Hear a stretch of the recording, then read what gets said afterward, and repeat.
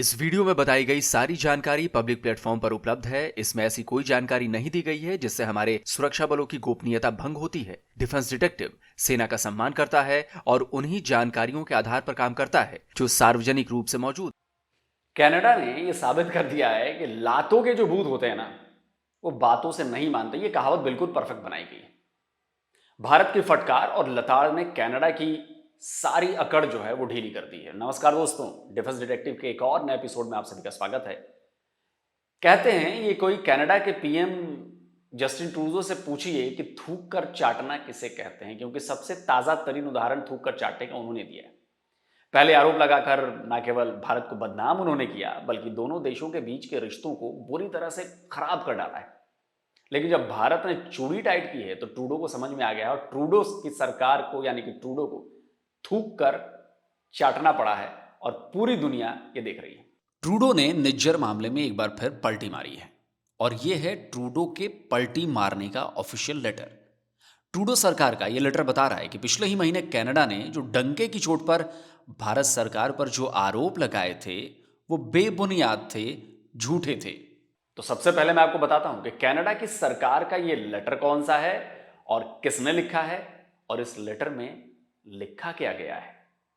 तो देखिए, सबसे ऊपर लिखा है गवर्नमेंट ऑफ कनाडा, यानी ये कनाडा की सरकार का ही लेटर है और इसे जारी किया है कनाडा के प्रीवी काउंसिल के डिप्टी क्लर्क और प्रधानमंत्री की राष्ट्रीय सुरक्षा और खुफिया सलाहकार नैथली जी ड्रॉइन ने। अब इस स्टेटमेंट में क्या लिखा है वो भी जरा देख लीजिए।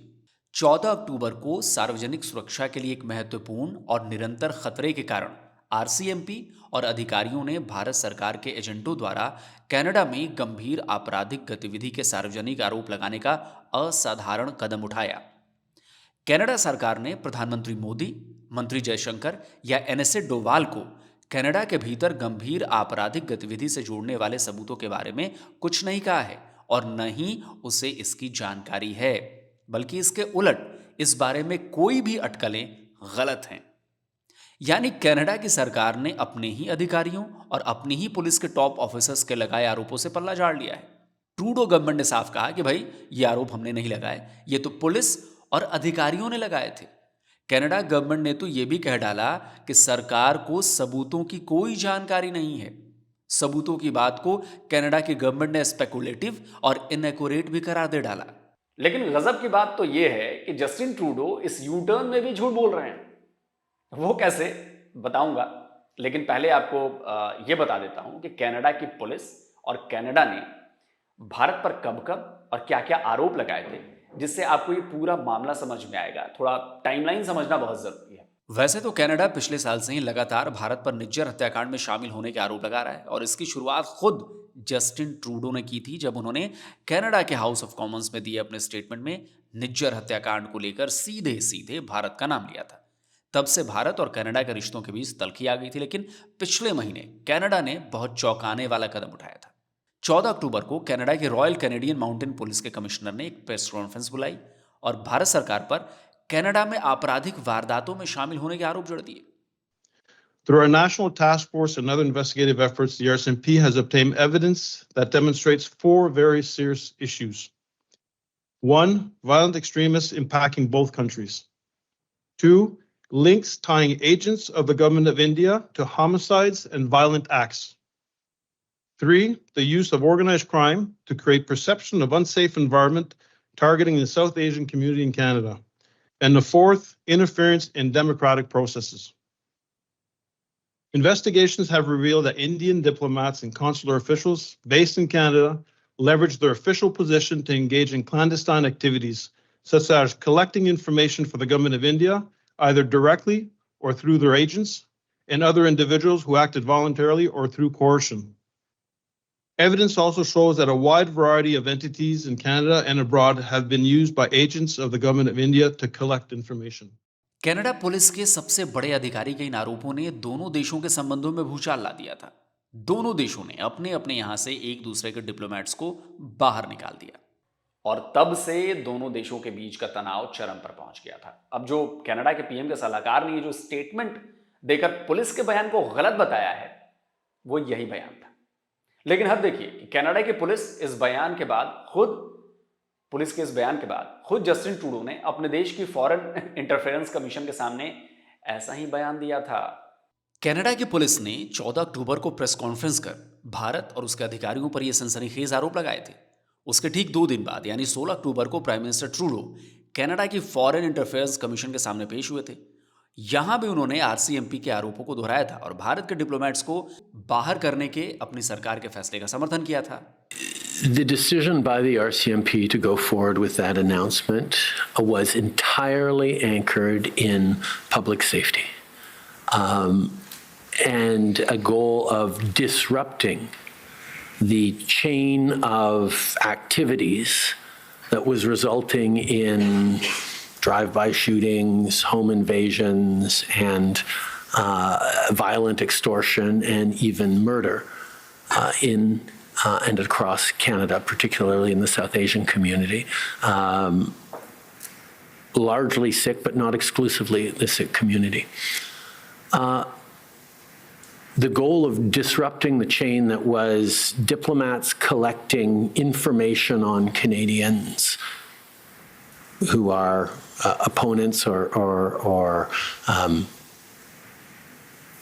in disagreement with the Modi government, passing along that information to the highest levels within the Indian government, and then having that information directed through criminal organizations like the Lawrence Bishnoi Gang.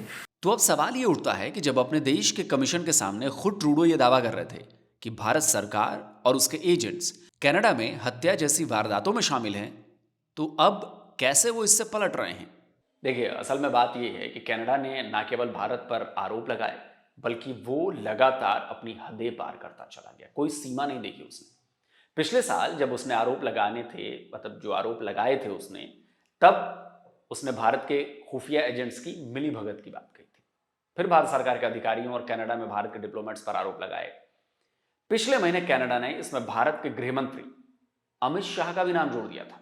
Canada सरकार ने आरोप लगाया कि सिख अलगाववादियों को target करने के पीछे भारत के गृह मंत्री अमित शाह हैं। और चौंकाने वाली बात तो ये थी कि इन आरोपों की पुष्टि कनाडा के deputy foreign affairs minister David Morrison ने भी कर डाली थी। तब भी भारत ने बहुत तीखी प्रतिक्रिया दी थी और कनाडा के इन आरोपों को झूठा बताया था।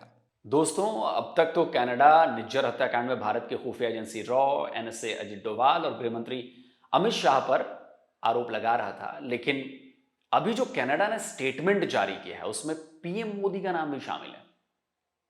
असल में निज्जर हत्याकांड मामले में यह सबसे ताजा डेवलपमेंट था। यह है कनाडा का leading newspaper the Globe and Mail. 19 नवंबर को इस न्यूज़पेपर ने खबर पब्लिश की थी। उसकी हेडलाइन देखिए, लिखा था कि कनाडा की सिक्योरिटी एजेंसीज को लगता है कि मोदी को सिख एक्टिविस्ट की हत्या की साजिश की जानकारी थी। यह खबर कनाडा के लिए मुसीबत बन गई। अब तक कनाडा किसी भी तरह से भारत पर अपने आरोप साबित नहीं कर पाया था। वो केवल हर बार अपने आरोपों में किसी न किसी टॉप लेवल के ऑफिसर्स और मिनिस्टर पर आरोप लगा रहा था, लेकिन इस बार उसने सीधे सीधे भारत के प्रधानमंत्री नरेंद्र मोदी का नाम ले लिया। भारत ने इसका न केवल करारा जवाब दिया बल्कि कनाडा को चेतावनी दे डाली कि ऐसे आरोप दोनों देशों के रिश्तों को खत्म कर सकते हैं।